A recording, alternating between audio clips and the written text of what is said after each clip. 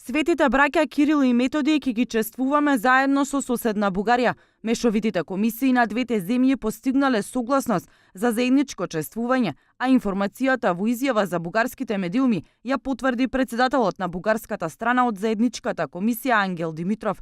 Како што соопштил Димитров, постигната била согласност околу улогата на бугарската држава во контекст на делото на светите браќа, конкретно околу зачувување на развојот, на тоа што тие создале заедно со своите ученици.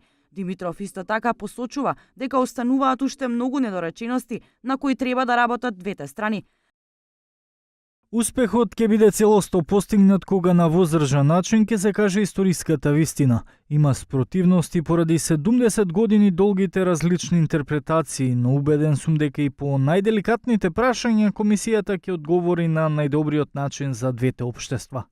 За разлика од бугарските експерти од мешовитата комисија, македонските беа недостапни на телефон. Бугарските медиуми ја пренесуваат изјавата на директорот на Институтот на национална историја, која предводи македонската страна, Драги Ѓоргиев, кој вели дека за само неколку месеци е постигнат напредок.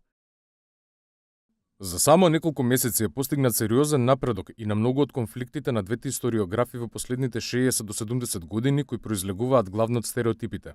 Идните генерации ќе може да гледаат на историските личности како на дел од вкупната цивилизација, а не тие да бидат поделени на такви или онакви. Заев и Борисов минатата година заеднички учествуваа на молебенот и церемонијата на полагање венец на гробот на Свети Кирил во базиликата Сан Клементе. Со тоа го отворија патот за заедничко чествување на светите браќа Кирил и Методи.